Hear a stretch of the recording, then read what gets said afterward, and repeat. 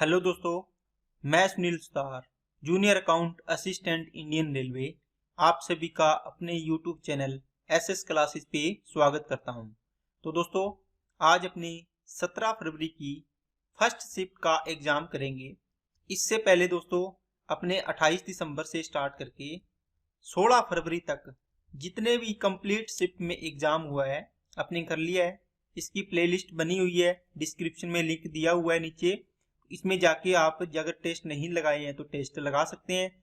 और इसके अलावा टॉपिक वाइज सीरीज आपको चला रखी है दोस्तों, उसको एनटीपीसी ग्रुप डी के लिए, एएलपी सीवीटी 2 वालों के लिए भी। ओके, तो वो क्लासेज आप लगा सकते हैं अपने टॉपिक्स को अच्छा करने के लिए, और साथ साथ में प्रैक्टिस सेट भी लगा सकते हैं। तो चलिए अब क्लास को स्टार्ट करते हैं। अगर चैनल पे नए हो तो चैनल को सब्सक्राइब कर लें और बेल आइकन पे क्लिक कर लें, जिससे वीडियो की नोटिफिकेशन आपको समय पर मिलती रहे। चलते हैं पहले सवाल पे। एक दुकानदार किसी वस्तु के अंकित मूल्य पर 10% की छूट देता है और फिर भी 20% का लाभ कमाता है। यदि वस्तु का अंकित मूल्य 1200 रुपये है तो उसका क्रय मूल्य ज्ञात करें। दोस्तों, आपने डिस्काउंट और इसके प्रॉफिट लॉस पर एक फॉर्मूला पढ़ा होगा। एक होता है एमआरपी और एक होता है सीपी, इनका रेशियो होता है। इसमें क्या होता है, 100 प्लस का प्रॉफिट या लॉस होता है। ठीक है, लॉस होगा तो माइनस होगा। यहाँ पे 100 माइनस क्या होता है, डिस्काउंट होता है। ओके, 100 माइनस क्या होता है, डिस्काउंट। तो डिस्काउंट कितना है, 10%। तो 100 में से 10 गया, 90 आ जाएगा। और ये 20% है तो 120 हो जाएगा। इसका मतलब 40 दिया 120, सॉरी 30 चौके 120 और 30 दिया 90। इनका अनुपात कितना आ गया, 4:3। इसमें अंकित मूल्य 1200 दे रखा है, मतलब 4 की वैल्यू 1200। 3 की वैल्यू कितनी आएगी दोस्तों, ये 300 गुना है ना, तो ये भी 300 गुना हो जाएगा। कितना आ जाएगा, 900 रुपये। आंसर आ गया 2 number. Next, A B C एक कार्य को 1800 रुपये में मतलब 1800 रुपये में करते हैं। ए ने 6 दिन कार्य किया, बी ने 4 दिन किया, सी ने 9 दिन कार्य किया। उनकी दैनिक मजदूरी का अनुपात 5:6:4 है। ए को कितने रुपए मतलब पैसे मिलेंगे। देखो दोस्तों, इनकी जो वेजिस है इनका अनुपात है 5:6:4, ए की, बी की और सी की। इसने कितने दिन काम किया, इसको एक दिन के 5 रुपए मिलते हैं, तो इसने 6 दिन काम किया, तो टोटल कितने रुपए मिलेंगे, 30 रुपए मिलेंगे, है ना। ये डे हो गया, बात समझ आ गई ना। और इसने 4 दिन काम किया, इसने 9 दिन काम किया। इसका मतलब इसको 24 रुपए मिलेंगे टोटल, इसको 36 रुपए मिलेंगे टोटल। यहां से ये आपका रुपीज आ गया टोटल। तो इसके 30, 20, 50, 54, 60, 90, टोटल कितने हो गए, 90। लेकिन इनको टोटल मिले कितने हैं, 1800। इसका मतलब एक की वैल्यू कितनी आ जाएगी, 20। इसको कितने मिलेंगे, किसका पूछा है, एक का, तो 20 से गुणा कर दो। एक की वैल्यू 20, तो 30 की वैल्यू कितनी आ जाएगी, 600 रुपये। 3 नंबर आंसर आ गया। नेक्स्ट, किसी त्रिभुज की दो भुजाओं की लंबाई 4 सेंटीमीटर और 10 सेंटीमीटर है। किसी त्रिभुज की दो भुजाओं की लंबाई 4 सेंटीमीटर और 10 सेंटीमीटर है। यदि तीसरी भुजा की लंबाई a सेंटीमीटर है तो निम्नलिखित में से कौन सा सही है। दोस्तों, एक कॉन्सेप्ट होता है, ठीक है, एडवांस मैथ में अपने पढ़ते हैं कि ट्राइंगल जो बनता है वो कैसे बनता है। जैसे ये a है, b है और ये है c। तो दो भुजाओं का योग, कोई भी दो भुजा a प्लस b मान लो, इन दोनों भुजाओं का योग तीसरी भुजा से बड़ा होना चाहिए। ये दो भुजा ले ली तो b प्लस c का योग किससे, तीसरी भुजा कौन सी बचेगी, इन दोनों में a बचेगी, a से बड़ा होना चाहिए। ठीक है, और कौन सा, c प्लस a, दो भुजाएं ये ले लिया आपने, ये और ये, इसका मतलब इस भुजा से बड़ा होना चाहिए तीसरी भुजा। और एक कॉन्सेप्ट और होता है इसमें, दो भुजाओं का अंतर मतलब a माइनस बी का डिफरेंस पॉजिटिव लेना है, छोटा होना चाहिए तीसरी भुजा। a और b का डिफरेंस तो तीसरी c बचेगी, b और c का डिफरेंस करोगे तो तीसरी कौन सी बचेगी दोस्तों, a बचेगी, इससे छोटा होना चाहिए।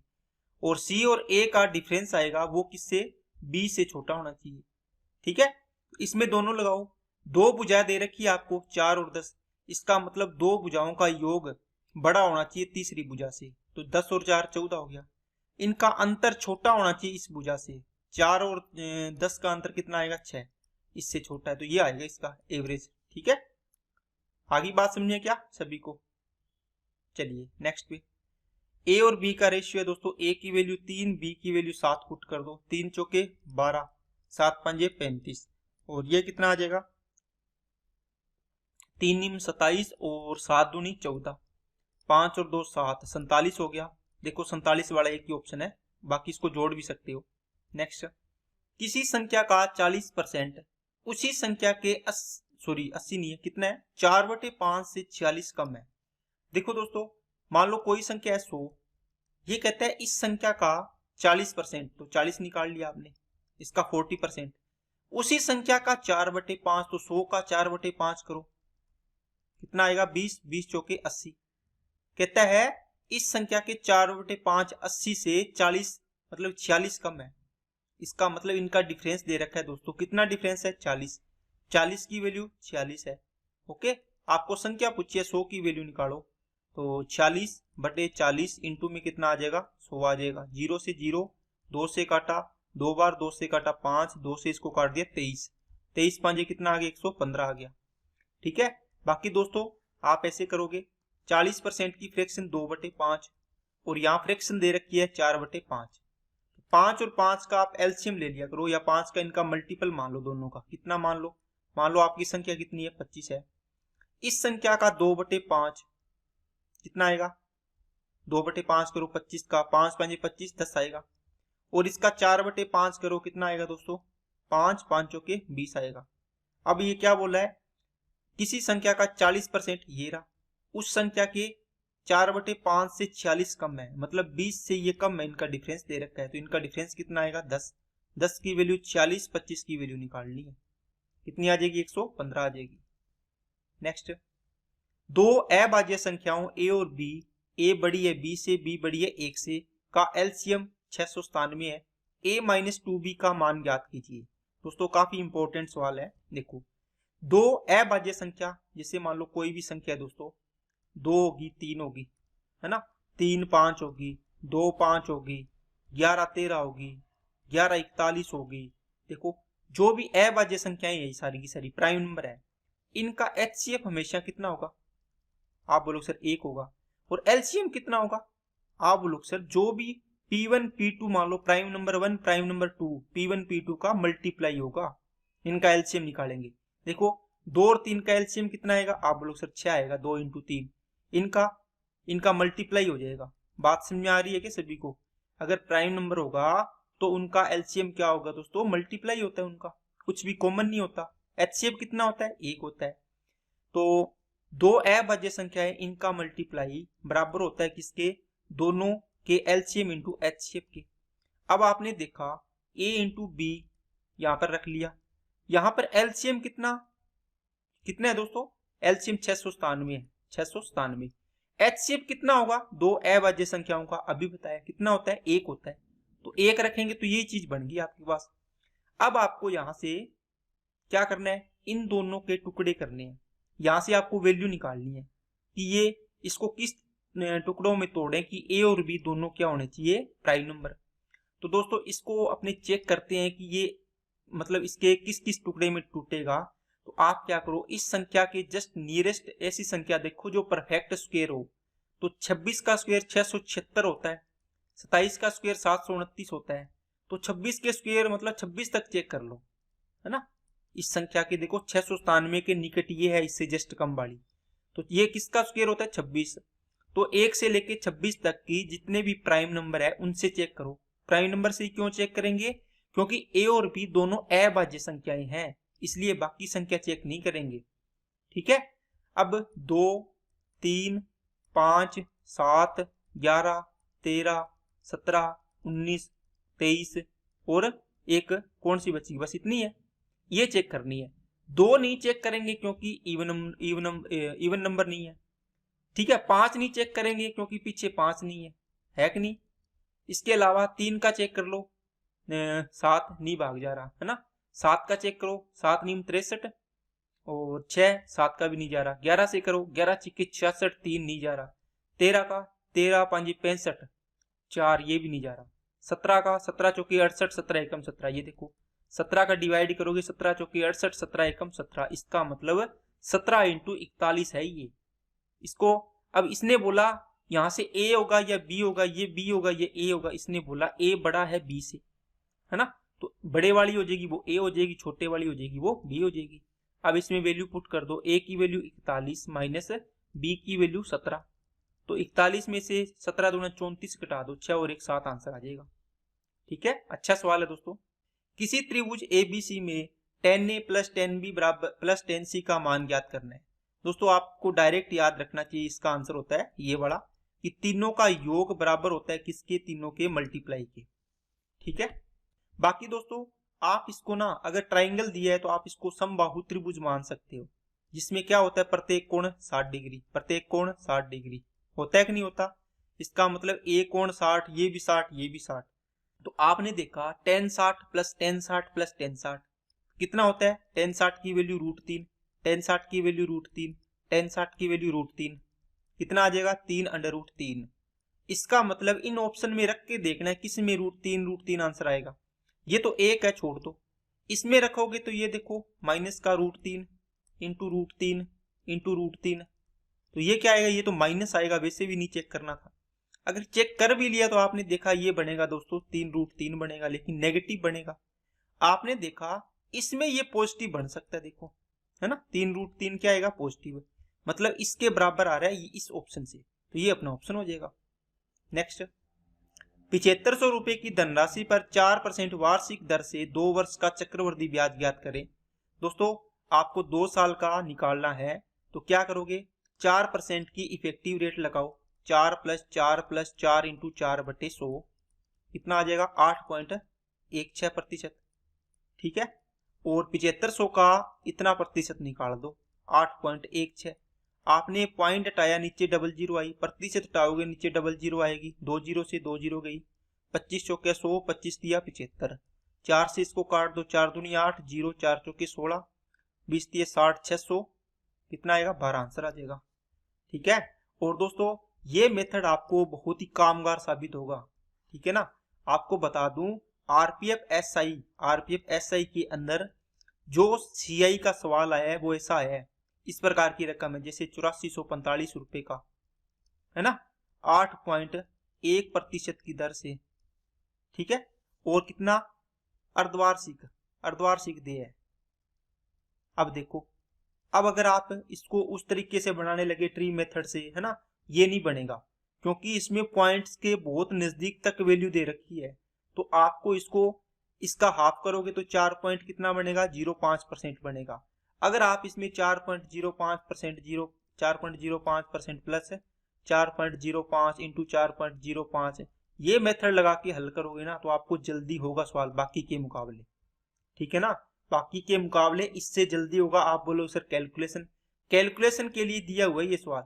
ठीक है, अगर आपकी कैलकुलेशन अच्छी है तो आप कर सकते हो, इसलिए बोल रहा हूं इस मेथड पे आपको पकड़ अच्छी बनानी चाहिए।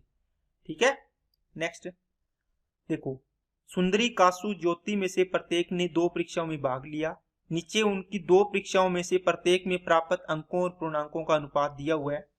सुंदरी के दिए हुए 24/60, मतलब 60 में से 24 नंबर आए हैं, इसके 32 नंबर आए हैं 40 में से।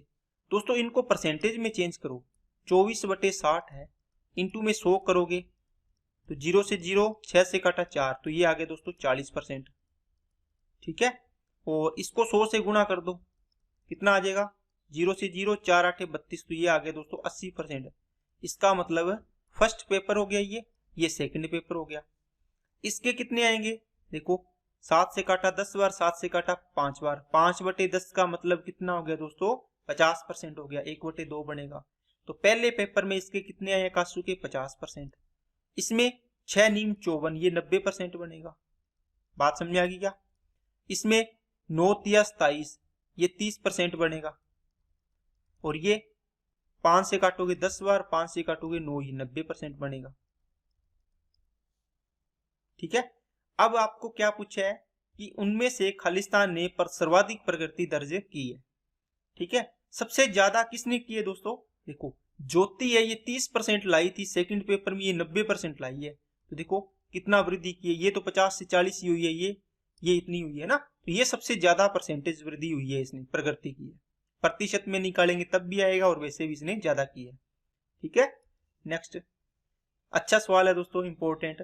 a² plus b² plus c² plus 3 इसकी वैल्यू दे रखी है, ये a plus b plus c का मान ज्ञात करना है। देखो दोस्तों आपको देखो 3 वेरिएबल दिए हैं, इक्वेशन देखो एक ही दी है, इसको अपने सोल्व नहीं कर पाते वैसे, ठीक है। अगर 2 इक्वेशन है, 2 वेरिएबल है तो 2 इक्वेशन होनी चाहिए, 3 वेरिएबल 3 इक्वेशन, 4 वेरिएबल 4 इक्वेशन, तो आसानी से सोल्व कर पाते हैं, ठीक है। तो अब अपने दोस्तों इसको कैसे करेंगे, आप क्या करो, ए बी और सी इन तीनों की वैल्यू क्या रख दो, एक पुट कर दो। एक का स्क्वायर एक, एक का स्क्वायर एक, बी का स्क्वायर एक हो गया ना, एक एक वैल्यू रखनी सभी की, प्लस 3 बराबर में 2 इंटू 1 प्लस 1 प्लस 1 कितना हो गया, 3 हो गया। देखो 3 और 3 कितना हो गया, 6 बराबर 6, मतलब दोनों साइड बराबर आ रही है। इसका मतलब ये वैल्यू आपको ये मान पूछे, इसमें वैल्यू पुट कर दो, 1 2 3 आंसर आ जाएगा, ठीक है। नेक्स्ट, 8 आदमी 9 घंटे प्रतिदिन किसी कार्य करके किसी कार्य को 20 दिन में पूरा कर सकते हैं। 7 आदमी 10 घंटे प्रतिदिन कार्य करके उसी कार्य को कितने दिन में करेंगे। दोस्तों MDH वाला फॉर्मूला लगेगा इसमें। 8 आदमी 9 घंटे प्रतिदिन काम करते हैं, टोटल 20 दिन लगते हैं, ये काम हो गया। आपको ये काम किससे करवाना है, 7 आदमी से, 10 घंटे प्रतिदिन काम करना चाहिए, है ना। जो पूछा कितना है दिन, तो डे यहाँ लिख लो, ठीक है। 10 से काटोगे 2 बार, 7 से कट नहीं रहा तो 9 18 9 दूनी 18, 18 8 144 बटे कितना हो गया 7, तो यही आंसर दिया हुआ है। नेक्स्ट, 3 संख्याओं का माध्य 32 है, आंकड़ों के समूह का प्रास 28 है, जबकि 2 सबसे छोटी संख्याओं का अंतर 8 है। 3 संख्याओं में से सबसे बड़ी संख्या ज्ञात करें। दोस्तों क्या बोला है, दोस्तों क्या बोला है इसके अंदर कि जैसे 3 संख्या है, ए एक्स वाई और जेड मान लो, चाहे ए बी सी मान लो, कुछ भी मान लो, ठीक है। ए बी और सी 3 संख्याएं हैं। अब कहता है कि जो 2 सबसे छोटी, इनको इस प्रकार मान लो, ये सबसे छोटी ये सबसे बड़ी हो जाएगी, ये सबसे छोटी है ना, छोटी फिर बड़ी फिर और बड़ी। 2 सबसे छोटी संख्या कौन सी होगी, ए और बी होगी। इनका अंतर कितना दिए 8, इसका मतलब ए है, बी है और सी। ये अगर x है तो ये कितनी होगी, x प्लस 8 होगी। अंतर 8 है मतलब ये 8 ज्यादा होगी। अब आंकड़ों के समूह का प्रास रेंज दे रखी है। रेंज क्या होती है दोस्तों, आपने मीडियन पढ़ाया, उसके अंदर रेंज टॉपिक आता है, आपने पढ़ा कि minimum minus maximum minus minimum, जो इनका डिफरेंस होता है मैक्सिमम और मिनिमम का, उसको रेंज बोलते हैं, प्रास बोलते हैं अपने। इसका मतलब मिनिमम और मैक्सिमम, स्मॉलेस्ट और लार्जेस्ट का अंतर, ये x है तो इनका अंतर 28 है, तो ये x प्लस 28 हो जाएगी, ठीक है। इतनी बात समझने वाली थी।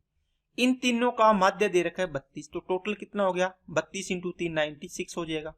एवरेज दे रखा है, इन तीनों को ऐड करो, 3x प्लस कितना बनेगा 36 बनेगा। 3x बराबर आएगा दोस्तों 60, x की वैल्यू कितनी आ गई 20, सबसे बड़ी संख्या 20 और 28 कितनी हो जाएगी 48 हो जाएगी। नेक्स्ट, 2 धनात्मक संख्याओं के लघुत्तम समापवर्तक एलसीएम और एचसीएफ का गुणनफल 32 है, उनका अंतर कितना है 4 है, संख्याओं का योग ज्ञात करें।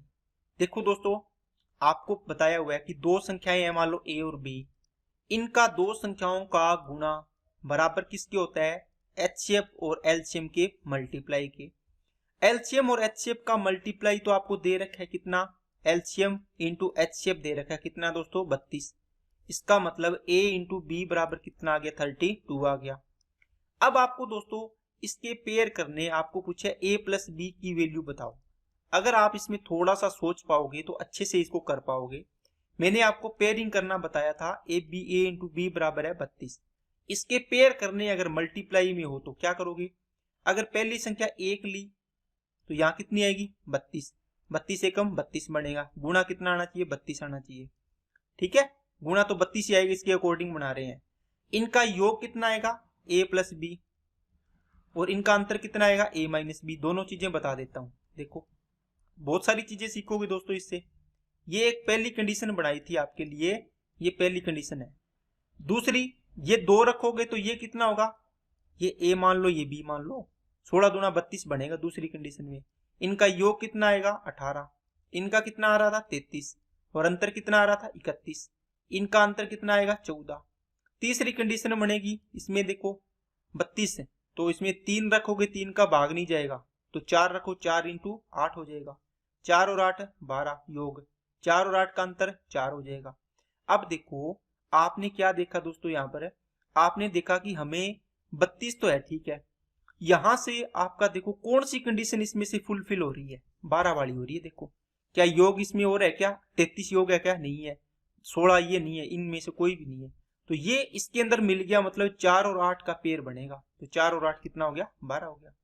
ठीक है दोस्तों, तो बस सीधा ये था कि आपको इसके 32 के टुकड़े करने थे कि इसके कितने पेयर बनाए, 4 इंटू 8 बनेगा। मैंने इसने अब आपको सीधा बताने को ये सीधा बता देते कि 4 8 32 बनेगा, लेकिन आपको समझ होनी चाहिए कि इस 32 के बहुत सारे टुकड़े होंगे। 1 और 32 बनेगा, 2 और 16 बनेगा, 3 नहीं बनेगा, 4 और 8 बनेगा, आगे 6 7 8, 8 से वापिस 4 और 8 बनेगा।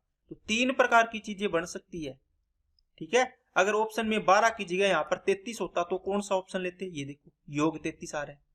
बात समझ आ गई क्या, इस प्रकार अपने इसको बना सकते हैं। नेक्स्ट, 3 धनात्मक संख्याओं का अनुपात 1:2:5 है, उनका एलसीएम 120 है, उन संख्याओं का एचसीएफ बताना है। दोस्तों 1:2 कितना है, 5।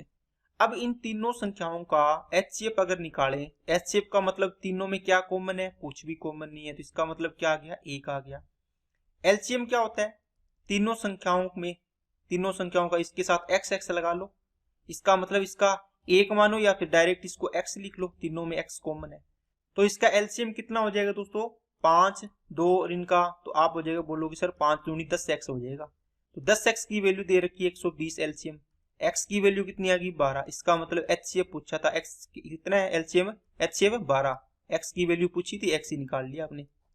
नेक्स्ट, यदि किसी संख्या के 60% में 36 जोड़ा जाए तो वह वही संख्या बन जाएगी, वह संख्या क्या है। दोस्तों मान लो कोई संख्या है, मान में मैंने बोला कि 70% में कितना जोड़ने की वही संख्या बन जाए। आपको पता है कि 100% टोटल संख्या मानते हैं अपने, तो 70 में अपने 30% जोड़ेंगे तो वो संख्या बन जाएगी कितनी, 100%। ओके, अगर मैंने बोला कि 50% में मैं कितना जोड़ूं कि वही संख्या प्राप्त हो जाए, आप बोलो सर 50 ही और जोड़ दो। इसका मतलब मैं बोलूं 60% में मैं कितना ऐड करूं, आप बोलो सर 40% ऐड कर दो, इसका मतलब कितनी हो जाएगी, 100% हो जाएगी। देखो ठीक है, ये तो हो गया इसका मेथड। आपको बोला कि 60% में कितना जोड़ दिया, 36 जोड़ देने से वह संख्या मिल जाएगी। संख्या कितनी होती है, 100%। इसका मतलब 60 में कितना परसेंटेज जोड़ा, ये तो सीधी संख्या जोड़ी है, परसेंटेज कितना जोड़ना पड़ेगा, 40 है। इसका मतलब ये 36 किसकी वैल्यू है, 40 की वैल्यू है। तो 40% बराबर हो गया 36। 100% की वैल्यू कितनी आ जाएगी दोस्तों, यहाँ से 36 डिवाइड बाई 40 इंटू में 100, 0 से 0, 4 से काटा 9, 90 आ जाएगी। ठीक है, अगर बात आपको सीधा करना हो दोस्तों, किसी संख्या के 60%, तो संख्या x है, संख्या का 60% 60/100 में 36 जोड़ने पर तो संख्या प्राप्त हो जाती है, मतलब संख्या क्या थी, x थी। अब इसको सोल्व करेंगे, ये आ जाएगा 3/5। इसका मतलब 3x/5 माइनस का, या फिर इसको इधर ले जाओ ना इस चीज को, तो यहाँ 36 बच जाएगा, x माइनस 3x बटे बचेगा 5। यहाँ से कितना आ जाएगा, 2x बटे कितना आ गया, 5 बराबर हो जाएगा। इसको मैं यहाँ ले आया 36 बराबर में, 2 से काटा 18, 18 5 90। ओके, ऊपर वाला आंसर। नेक्स्ट, 4 अंकों की सबसे बड़ी पूर्ण वर्ग संख्या को 4 अंकों की सबसे छोटी पूर्ण वर्ग संख्या से विभाजित करने पर प्राप्त भागफल ज्ञात करना है। मतलब क्या होगा दोस्तों, 4 अंकों की सबसे बड़ी संख्या होती है 9 9 9 9, 99 99, लेकिन 4 अंकों की सबसे बड़ी पूर्ण वर्ग संख्या पूछी है। तो अब देखो, आपने देखा कि 100 का वर्ग करते हैं तो 10,000 आता है। अब 10,000 है, ये कितने अंक बन गए, 1 2 3 4 5 बन गए, लेकिन अपने को 4 अंक चाहिए। इसका मतलब इससे जस्ट कम वाली का स्क्वायर करके देखते हैं 4 अंक में आ रहा है क्या। इसका वर्ग करते हैं तो ये 9801 आता है, ये देखो 4 अंकों में आ गई, है ना। तो 4 अंकों की सबसे बड़ी से बड़ी संख्या कौन सी होती है, 9801 होती है। किसका वर्ग है, 99 का। 4 अंकों की सबसे छोटी पूर्ण वर्ग संख्या, 4 अंकों की सबसे छोटी संख्या होती है दोस्तों 100 000, 1 2 3 4 होती है, लेकिन ये परफेक्ट स्क्वायर नहीं होती। तो अपने देखो किसका, 30 का स्क्वायर 900 होता है, 30 का स्क्वायर कितना होता है 900। 31 का स्क्वायर कितना होता है 961, ये भी 3 अंक की है। 32 का स्क्वायर करोगे तो ये होगा 1024। तो 4 अंकों की सबसे छोटी संख्या और पूर्ण वर्ग होनी चाहिए। ठीक है, ये रही, इसका आपने डिवाइड करना है इसमें, तो भागफल बताना है। अब इसने बोला, अब इसमें आप डिवाइड करोगे तो 10 नीम 90, ये लगभग 9 से ऊपर जाएगा, 9 पॉइंट समथिंग आएगा, है ना। और 10 बार तो नहीं जाएगा पूरा पूरा, 10 का मतलब ये तो कितना आएगा 100, 10 दूना 20, 10 चौके 40, देखो 402, 10,240 आएगा। लेकिन ये तो कितना है 98 सुई है। ओके, इसका मतलब 10 से कम आएगा, 9 के बराबर भी नहीं आएगा, 9 से ज्यादा आएगा। इसका मतलब 9 से बड़ा और 10 से क्या आएगा दोस्तों, कम आएगा। ठीक है, आप इसका आंसर ये दे सकते हैं। 10 से अधिक नहीं आएगा, 10 के बराबर भी नहीं आएगा, 9 के बराबर भी नहीं आएगा, लेकिन क्या आएगा 10 से कम आएगा। इसका मतलब 9 से बड़ा और 10 से छोटा। नेक्स्ट, 3, 4, 5 सेंटीमीटर भुजाओं वाले 3 छोटे छोटे गनों को पिघलाकर एक बड़ा गन बनाया जाता है। तीनों छोटे गनों के पृष्ठीय क्षेत्रफलों के योग और बड़े गन के पृष्ठीय क्षेत्रफल का अनुपात ज्ञात कीजिए। 3 आपको दिए हुए हैं, 3, 4 और 5 सेंटीमीटर के छोटे गन, इससे एक बड़ा गन बनाना है। 3 छोटे है इस प्रकार, ठीक है। इन तीनों को मिला के आपको एक बड़ा गन बनाना है। ये बड़े वाला गन, गन्नी है ना, सॉरी गन्नी है, चलो जो भी आकृति ले ली मैंने। अगर आपको आकृति सही बनानी है तो आप बोलोगे सर इस प्रकार के छोटे गन है, ये 3 सेंटीमीटर का, इससे थोड़ा सा बड़ा होगा वो कितने का हो जाएगा 4 सेंटीमीटर का हो जाएगा, ठीक है। इससे और थोड़ा सा बड़ा होगा वो कितने हो जाएगा 5 सेंटीमीटर का। इन तीनों को मिला के आपको क्या बनाना है दोस्तों, एक बड़ा गन बनाना है जो काफी बड़ा होगा इनसे। इन तीनों से बनेगा तो बड़ा ही होगा। ओके, अब इन तीनों का आयतन इसके बराबर करेंगे। इसका आयतन कितना आ गया 3 की क्यूब, प्लस इसका आयतन 4 की क्यूब, प्लस इसका आयतन 5 की क्यूब, क्योंकि घन का आयतन होता है a की क्यूब भुजा की क्यूब। तो इसकी भुजा 3, 4 और 5, तो इनको ऐड करो। इसका आयतन क्या होगा, इसकी भुजा मान लो आप a क्यूब, ठीक है, इसकी भुजा a मान लो तो a क्यूब हो जाएगा आयतन। तो बड़े गन की भुजा कितनी आ जाएगी 5 की क्यूब 125, 64 और ये 27, तो इनको टोटल करो तो 216 बनेगा। a की क्यूब बराबर 216, तो a की वैल्यू कितनी आ गई 6 की क्यूब होता है ना। इसका मतलब इसकी भुजा आ गई दोस्तों 206 आ गई, सॉरी 6 आ गई सीधी, 206 नहीं 6। अब कहते हैं कि तीनों छोटे गनों के पृष्ठीय क्षेत्रफल, देखो आपको पता है पृष्ठीय क्षेत्रफल होता है 6a², भुजा का स्क्वायर। अब ये कितना है, तीनों का टोटल निकालो। इससे निकालोगे तो 3 का स्क्वायर, या फिर इसको एक साथ कर लो। सबसे छोटा 3 वाला है तो 6a² मतलब 6 × 3 का स्क्वायर, दूसरा 6 × 4 का स्क्वायर, 6 × 5 का स्क्वायर। ये कितना बनेगा 3 तिया, तीनों में कॉमन ले लो ना 6, तो 3 का स्क्वायर 9 और प्लस 16 प्लस 25, 25 16 41, 41 और 9 50। कितना आ गया दोस्तों 300 आ गया। कितना आ गया टोटल 300 आ गया छोटे गनों का पृष्ठीय क्षेत्रफल। तो छोटे गनों के पृष्ठीय क्षेत्रफल का योग का अनुपात निकालना है बड़े गन के पृष्ठीय क्षेत्रफल। इसका पृष्ठीय क्षेत्रफल कितना आएगा 6a²। इसकी भुजा कितनी है 6 × 6, 6 का स्क्वायर, 6 है ना भुजा ये, तो ये कितना आ जाएगा 6 × 36 लिख लो इसको। 6 से काटोगे 50 बार, इसको काटोगे आधा करोगे 18, इसको काटोगे 25। इसका मतलब आपका रेशियो आ गया 25:18। ठीक है ना। तो इस प्रकार आप इस सवाल को कर सकते हैं। नेक्स्ट, किसी त्रिभुज ABC में भुजाओं AB और AC पर बिंदु D और E इस प्रकार है कि DE BC के समांतर है, AD बटे BD 3:5, AC 4 है तो AE का मान। आसान है दोस्तों, कोई भी एक ट्राइंगल है दोस्तों, इसके अंदर ये D और ये E पॉइंट दिया हुआ है, ये A है, ये B है और ये C है। ये 3 रेशियो दिया है तो ये 5 रेशियो दिया है। देखो AD और BD का रेशियो, तो ये भी कितना हो गया 3 कितना होगा 5 होगा। ठीक है, अगर ये भुजा समांतर है, इसके दो भुजाओं को इस प्रकार मत इसके पॉइंट को मिलाया, ये भुजा आई है जो मिलाने से, ये तीसरी भुजा की समांतर होगी ना, इनका अनुपात सेम होगा, जितना अनुपात ये उतना ये होगा। अब देखो AC पूरी कितनी दे रखी है, AC पूरी रेशियो में कितना बनेगा टोटल 8 पार्ट बनेगी, देखो 8, लेकिन इसने दे रखी है 4 सेंटीमीटर, कितनी 4 सेंटीमीटर। AE का मान पूछा है, AE कितना है 3 पार्ट, तो 3 की वैल्यू निकाल दो, 4/8 × 3 आ जाएगा, काटा 2, 2 से काटा 1.5, इसका मतलब 1.5 सेंटीमीटर आ गया। नेक्स्ट, यदि किसी धनराशि पर 8% वार्षिक दर से 2 वर्ष के चक्रवृद्धि और साधारण ब्याज का अंतर 240 है तो धनराशि ज्ञात करनी है। दोस्तों अंतर क्या होता है, डिफरेंस, जो आप x + y + xy 100 करते हो, अगर दर सेम है तो x² y 100 होता है, यही तो डिफरेंस होता है 2 साल के लिए। ये क्या होता है डिफरेंस। 8 का स्क्वायर 64/100, ये परसेंटेज आएगा, बराबर किसके होगा 240 के। यहाँ से 1% कितना आएगा दोस्तों 240 डिवाइड बाई 64 इंटू में आ गया 100।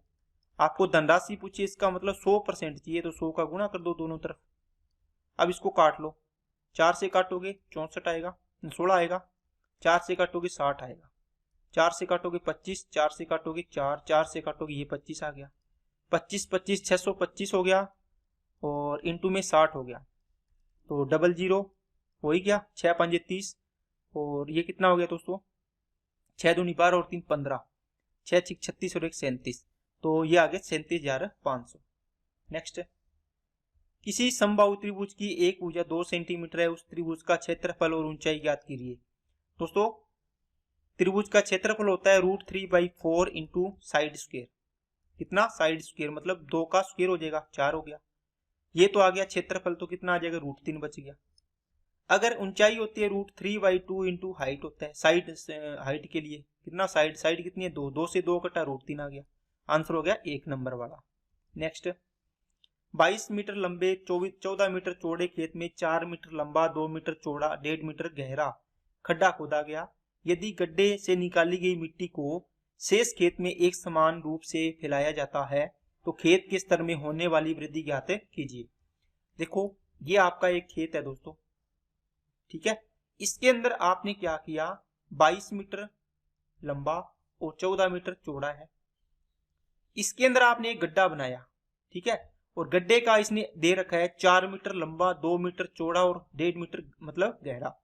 कहीं बना लो, यहां बना लो, बीच में बनाया उसने एक गनाब की आकृति का एक गड्ढा बनाया इसने, ठीक है। इसका मतलब इस गड्ढे से वो मिट्टी निकलेगी 3D से, तो इस गड्ढे में तो जाएगी नहीं, है ना, तो इस गड्ढे से जो मिट्टी आएगी वो चारों तरफ यहाँ पर फैलानी है, इस पूरे के अंदर। कहां पर फैलानी है, इस पूरे में फैलानी है। अब बताओ, आपने देखा कि ये पूरे का एरिया कितना आएगा, आप बोलो सर आयताकार एरिया आएगा 22 × 14, कितना आएगा 22 × 14 कितना आएगा टोटल, 14 दूना 28 और 14 दूना 28 और 2 30, 308 मीटर स्क्वायर आएगा टोटल। इस आयताकार भूखंड का एरिया आएगा 308। अब मेरे को बात बताओ, यहां से ये वाला एरिया माइनस नहीं करोगे क्या, जो गड्ढा खोद रहे हो वो एरिया इसमें काउंट हो गया, उसमें तो मिट्टी जाएगी नहीं। इसका मतलब है वो है 4 और 2 मीटर चौड़ा, इसका 4 दूनी कितना आ जाएगा 8 आ जाएगा, है ना। खड्डे का या गड्ढा लिख लो, गड्ढे का एरिया कितना आएगा 4 दूनी 8, ये माइनस कर दो, कितना बच गया बाकी 300 मीटर स्क्वायर। मतलब इस 300 मीटर स्क्वायर में ही आपकी मिट्टी बिछनी है, आएगी ना। अब देखो आपने ये 300 मीटर निकाल लिया मीटर स्क्वायर, अब इससे मिट्टी कितनी निकलेगी, आप बोलो सर जो आयतन होता है उतनी निकलती है।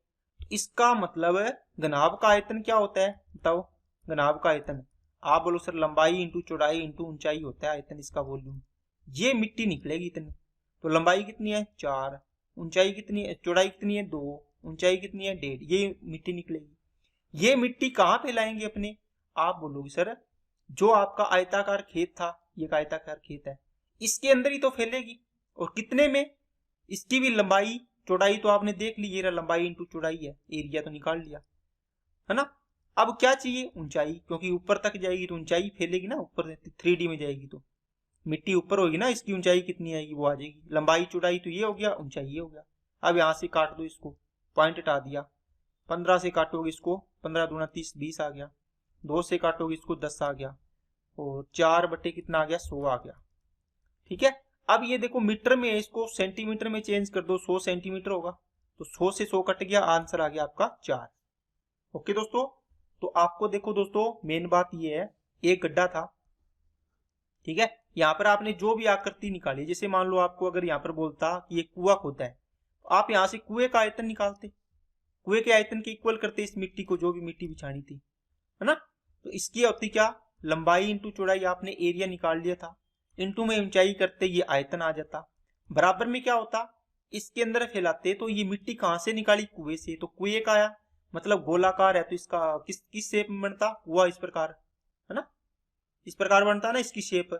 इसका आयतन किसकी शेप होगी, सिलेंडर की होगी, तो फिर सिलेंडर के आयतन के बराबर करते πr² h की। लेकिन अब क्या निकाला है आपने, इस प्रकार घनाभाकार शेप की एक आकृति में इसको गड्ढा खोदा है, तो घनाभ के आयतन के बराबर कर दिया। L इंटू बी तो आपने एरिया निकाल ही लिया है ना, और इसको करते फिर L into B into H, इसके आयतन के बराबर करते।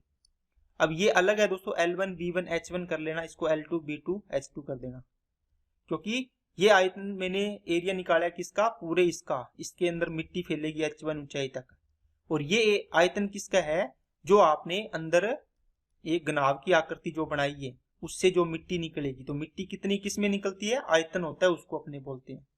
नेक्स्ट A/B 0.25 है दोस्तों, 25/100 करके इसकी वैल्यू आ जाएगी 1/4 आ जाएगी।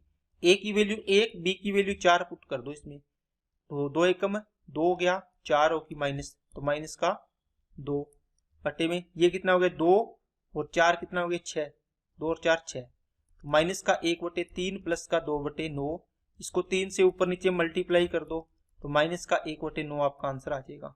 नेक्स्ट, दो संख्याओं का योग r है, उनका भागफल s/t है, तो संख्याएं ज्ञात करें। मान लो दो संख्याएं थी s और t, इनका रेशियो दे रखा है भागफल का देने का मतलब, ठीक है। अब इसका मतलब हुआ कि s अपॉन आप ये लिखते हो रेशियो में s/t, क्या आप इसको sx/tx या sa/ta नहीं लिख सकते क्या, क्योंकि रेशियो में अपने जैसे 2/3 लिखते हैं तो अपने लगा देते हैं ना, 2x/3x हो गया, या 2a/3a बन दिया है ना, पूरी संख्या बनाने के लिए। तो ये हो गया दोस्तों s और t का अनुपात है। इसमें अगर पूरी पूरी संख्या बनाए तो अपने s से और a से गुणा कर दिया, ये ओरिजिनल नंबर बन गया, अब बन गया ना। अब इसने क्या किया कि दोनों संख्याएं, ये पहली संख्या थी a और ये संख्या है b, ओके, दो संख्याओं का योग दे रखा है दोस्तों, तो इनको जोड़ दो। इनका योग किया किसके बराबर है, r के बराबर है। यहां से आपने a कॉमन आया तो s प्लस कितना आ गया t आ गया, बराबर में किसके आ गया, r के आ गया। यहां से a की वैल्यू कितनी आएगी दोस्तों, r बटे आएगा s प्लस t आएगा, r बटे क्या आएगा, s प्लस t आएगा। अब a के साथ क्या है, s का गुणा कर दें तो कौन सी संख्या आ जाएगी, a आ जाएगी, तो s का गुणा करो इसके साथ, s, ये s से गुणा कर दिया, S R upon S plus T कहाँ है, देखो S R upon S plus T आ गया। अगर दूसरी संख्या निकालनी होगी तो आप बोलोगे सर टी ए कितना आ जाएगा, फिर यहाँ से a बराबर, तो यहाँ पर किसका गुणा कर दोगे, t का गुणा कर दोगे, क्यों, क्योंकि देखो यहाँ से ये निकालोगे आप, a बराबर आएगा r बटे में s प्लस t आएगा, तो यहाँ से अगर आपको टी ए निकालना है तो t से गुणा करो, टी ए हो जाएगा, ये भी t r बटे में s प्लस टी हो जाएगा, ये आंसर आ जाएगा। कौन सा ऑप्शन है, पहले वाला। नेक्स्ट, यदि दो अभाज्य संख्याओं का गुणनफल 104 है तो उनका एलसीएम ज्ञात करें। अब देखो दो असहभाज्य दोस्तों क्या हो गया, देखो को प्राइम नंबर, अब को प्राइम नंबर का एचसीएफ हमेशा कितना होता है, 1 होता है। जैसे मान लो 9 और 25 है, ठीक है, इनका एचसीएफ कितना होगा, आप बोलोगे सर 1 होगा, लेकिन एलसीएम कितना होगा, इन दोनों का मल्टीप्लाई होगा। बताओ, इन दोनों का क्या होगा, मल्टीप्लाई। इसका मतलब दोनों जो भी संख्या है ए और बी, इनका एलसीएम पूछे, इसका मतलब इनका मल्टीप्लाई होगा, वही क्या होगा, संख्याओं का मल्टीप्लाई क्या होता है, एलसीएम इंटू एचसीएफ। एचसीएफ तो आपको पता है 1 होगा सहअभाज्य संख्याओं का, ये 1 हो गया तो एलसीएम निकल जाएगा इन दोनों का मल्टीप्लाई, तो ये 104 आ गया, कितना आ गया 104। नेक्स्ट, एक एक्सप्रेस ट्रेन 100 की स्पीड से चाल से यात्रा करती है, प्रत्येक 75 किलोमीटर के बाद 3 मिनट के लिए ठहरती है। 600 किलोमीटर की यात्रा करने के लिए इस ट्रेन को कितना समय लगेगा। देखो दोस्तों, अगर वो 100 की स्पीड से जा रही है, 600 किलोमीटर की यात्रा करती है, अगर वो कहीं नहीं रुकती, 100 की स्पीड से जा रही है, तो इसको कितना टाइम लगता, आप बोलोगे सर 6 घंटे लगते इसको, देखो 6 घंटे लगते। लेकिन ये 75 किलोमीटर के बाद रुकती है, इसका मतलब क्या हुआ कि 600 किलोमीटर टोटल दूरी थी, पहले 75 में रुकी, फिर दूसरे 75 में, तीसरे 75 किलोमीटर बाद, फिर चौथे 75 किलोमीटर बाद, फिर 75 किलोमीटर बाद। इस प्रकार 600 किलोमीटर की दूरी में वो कितनी बार रुकेगी, कितनी बार रुकेगी, आप बोलोगे सर 600 में 75 का डिवाइड करेंगे, कितना आएगा, 15 5 75, 15 चौके 60, 5 से इसको काटोगे कितनी बार आ गया, 8 बार। इसमें से देखो, आप देखो लास्ट स्टेशन पर जाएगी तो वहां पर तो वो उसको काउंट नहीं करेंगे अपने रुकने को, क्योंकि उस पर तो जाके उसको रुकना ही है। बीच में कहीं रुकती है उनको काउंट किया, तो बीच वाले कितने हो जाए, 1 माइनस कर देंगे, ये लास्ट वाले इसमें काउंटिंग में आ जाता है। कितनी बार रुकी है, 7 बार। 1 मिनट एक बार में वो 3 मिनट रुकती है, तो 7 बार में वो कितनी मिनट रुकी होगी? टोटल 21 मिनट रुकी होगी। कितनी मिनट रुकी होगी? 21 मिनट। इसका मतलब क्या हुआ? 6 घंटे में टोटल कितने मिनट हो जाएंगे? 6 36 360 मिनट। ठीक है, और 21 मिनट ये हो गया रुकने वाला टाइम। तो टोटल कितना टाइम लगा इसको? आप बोलोगे सर 381 मिनट इसको टोटल टाइम लगा है। कितना मिनट? 381 मिनट। नेक्स्ट, यदि 9 छात्र एक वृत्ताकार मार्ग पर खड़े हैं तो उनमें से किन्हीं 2 छात्रों के एक सदैव एक साथ खड़े होने की प्रायिकता ज्ञात कीजिए। दोस्तों इंपॉर्टेंट सवाल है, अच्छे से समझना इसको। देखो, एक कोई भी दोस्तों आपको वृत्ताकार पथ दे रखा है, इस पर 5 व्यक्ति आपने खड़ाने हैं, 5 लोग खड़ाने हैं आपने। ठीक है, अब बताओ सबसे पहले मान लो कोई व्यक्ति खड़ेगा तो कितनी जगह खाली है, कितनी कुर्सियां खाली है? आप बोलोगे सर 5 कुर्सी खाली है ना। ये मान लो मैंने एग्जांपल लिए, ये 9 वाला बाद में करेंगे, पहले मैंने 5 लोगों के लिए एग्जांपल लिया एक। तो एक व्यक्ति आएगा, वो कितनी कुर्सी पर बैठ सकता है? 5 में से किसी पर भी बैठ सकता है। इसका मतलब इसके लिए 5 कुर्सी खाली है, 5 पर बैठ सकता है। अब एक कोई बंदा फिक्स हो गया, अब कितनी कुर्सी खाली है नए बंदे के लिए? आप बोलो सर 1 2 3 4 खाली है। इसका मतलब ये 4 पर बैठ सकता है ना।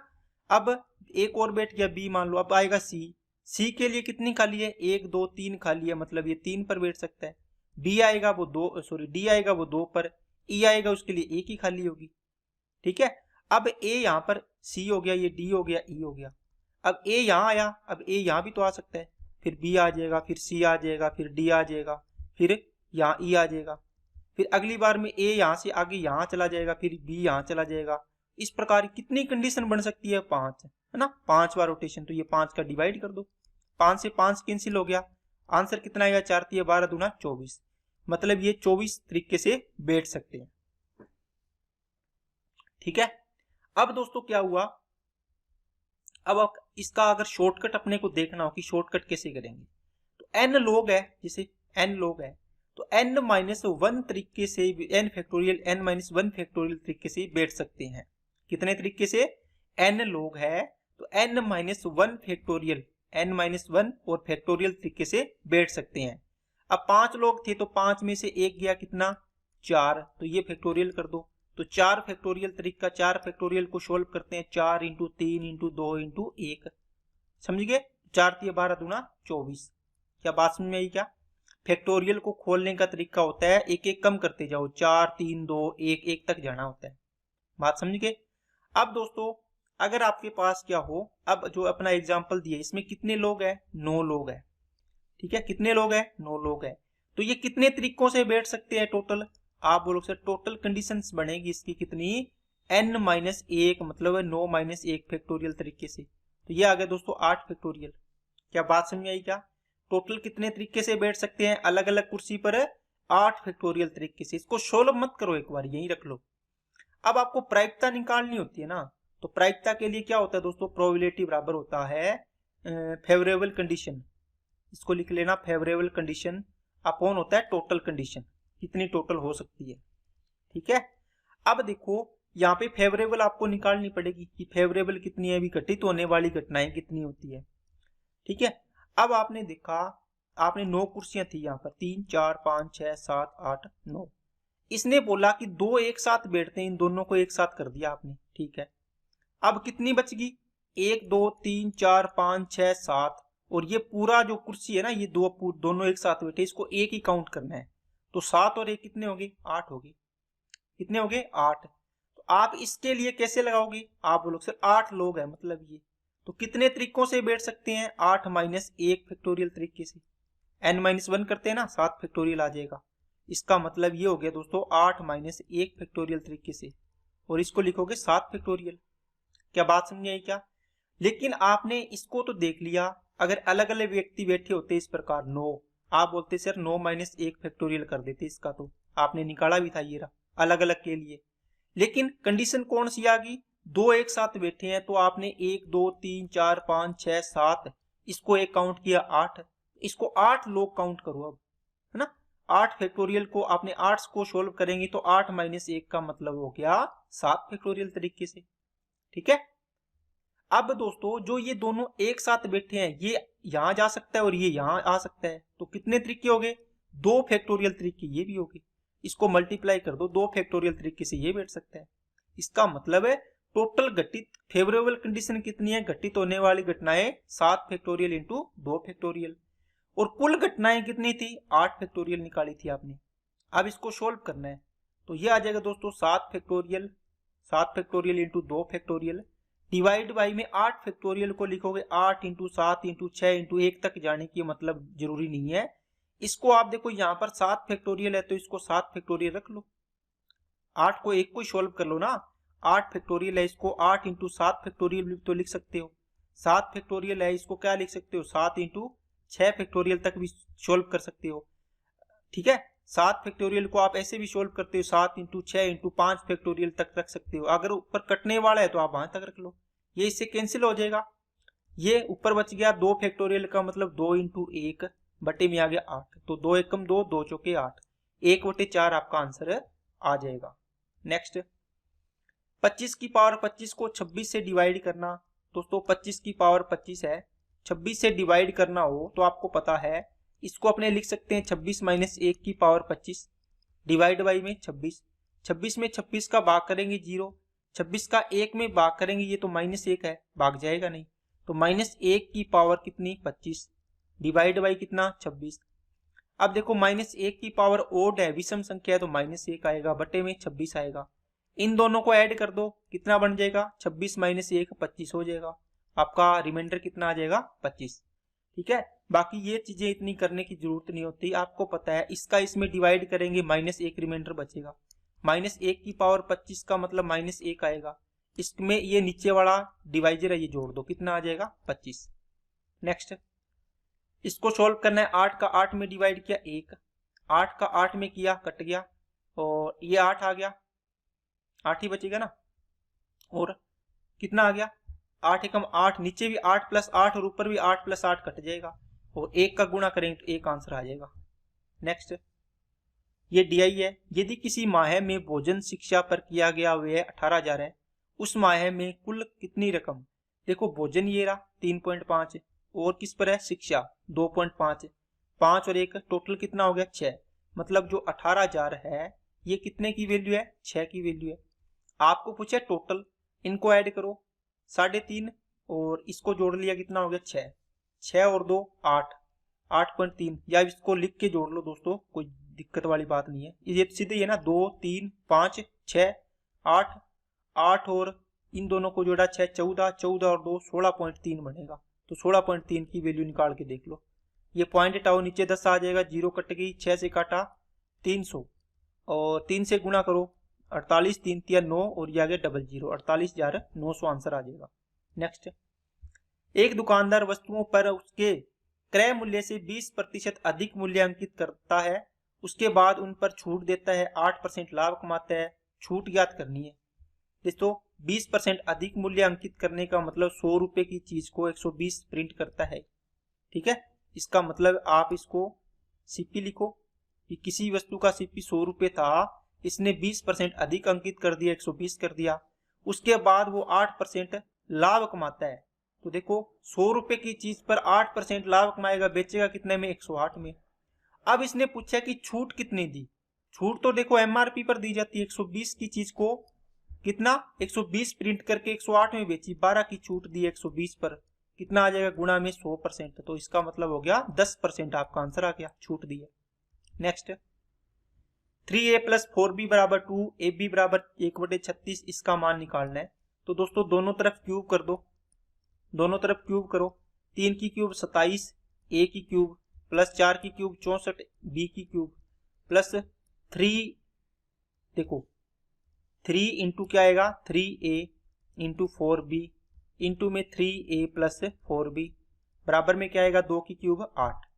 अब ये तो चीज आपको ज्ञात ही करनी है, यहाँ पे प्लस 3a इंटू 4b, 3 चौके 12b, 3 चौके 12, ab आएगा ना, ab की वैल्यू कितनी है 1/36 है, इंटू में 3a + b 4b की वैल्यू 2 है, देखो दे रखी है, बराबर में 8, 12 3 36, 12 3 36 कट गया, यहाँ बचा 2, ये यहाँ से प्लस है उधर जाके माइनस होगा, तो 8 में से 2 गया 6 बचेगा आंसर।